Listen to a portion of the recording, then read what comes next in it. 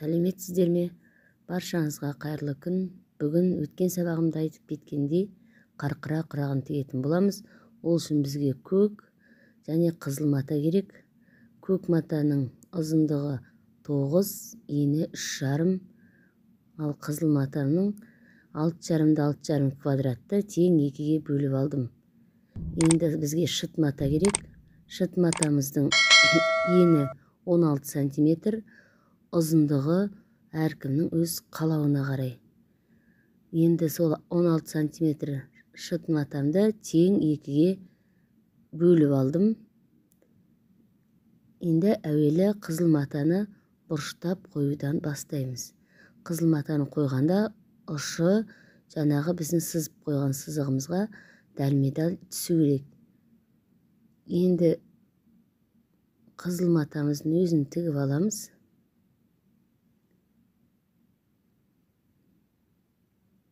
Негізі жібін қимаса да болады, бірақ мен түсінікті болсын деп қиып көрсетіп отырмын. Мінекей қиып алдық, тіктік. Енді келесі көк матаны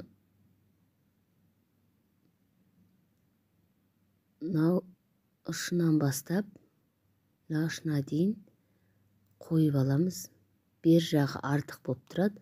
Ол ештеңе етпейді, артынан түсіндірем.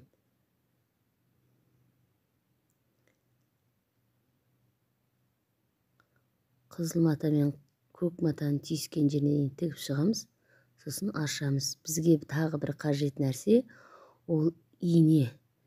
Әр тіккен немізді инемен қадап отырамыз. Сол кезде құрағымыз жиылмай әдемі болып шығады. Енді келесі көкті қойғанда ана көктің үстінен қоймайым, бер жақ кішкене сәл ғана ана көктің үстіне мінгестіре шетінен тігіп шығам.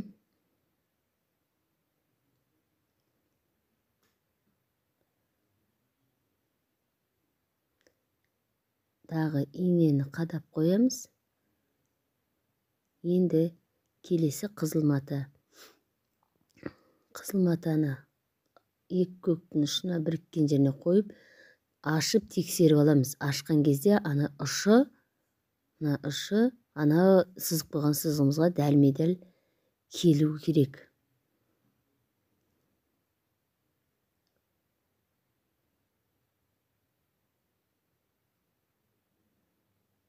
Ашқан кезде мінекей бір жағынан сызыққа түсу керек ұшы. Және де көкпен бірдей болып түсу керек. Енді келесін тағы ұшынан бер қарай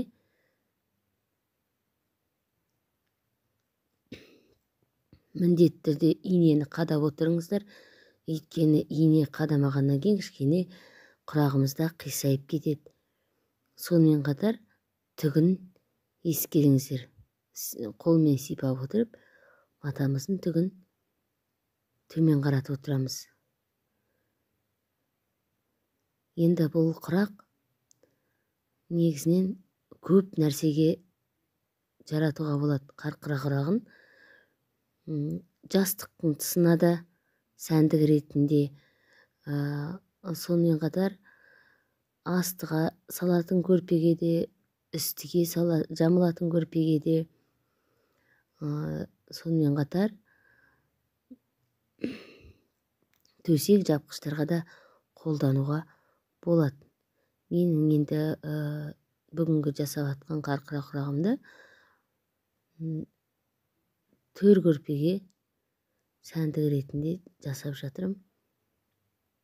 Сондықтан да маған мен ұзындығын 16-ға алғанмен ұзындығын 1,50-ға алам.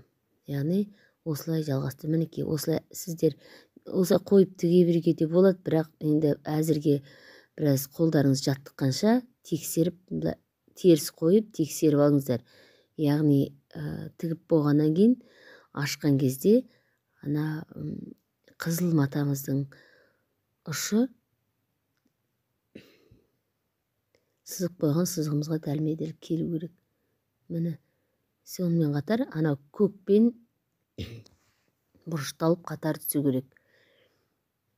3 инені кезек-кезек қолданып отырамыз. Міндетті түрде инені салып отырыңыздар.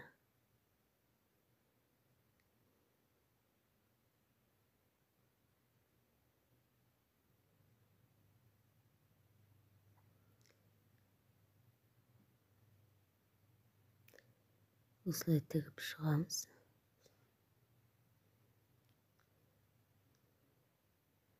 Міндетті түрде инемізді қадап қоямыз. Келесі көкті үстіне шамалы ғана асырастыр.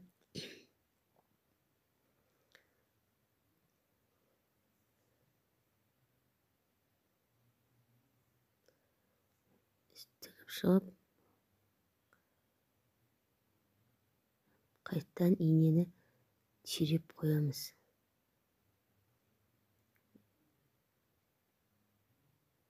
Қызылды екі көктің біріккен ұшы бар ғой, сол ұшқа дәлдеп қойып тігіп шығамыз. Сол кезде ашқан кезде әдемі түседі. Енді мен өзіме қажетті ұзындық, яғни 1,5 яғни метр 50 сантиметр керек етін, мен сол ұзындықта мұны тігіп жатырым.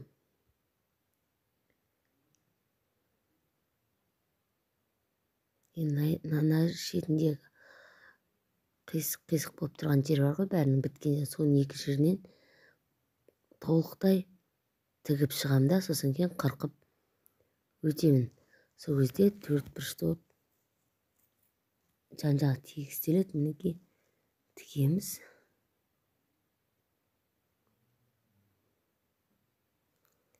Осылай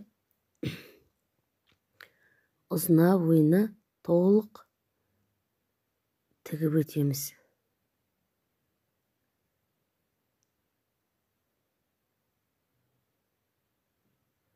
Сосын кейін осы ұзына бойына көрпеміздің бір жақ жанына саламыз. Яғни келесі сабағымды жіберіп алмаңыздар. Келесі сабағымда осы көрпені аяқтаған сабағыма қатысыңыздар. Яғни соңына дейін аяқтап көрсетем.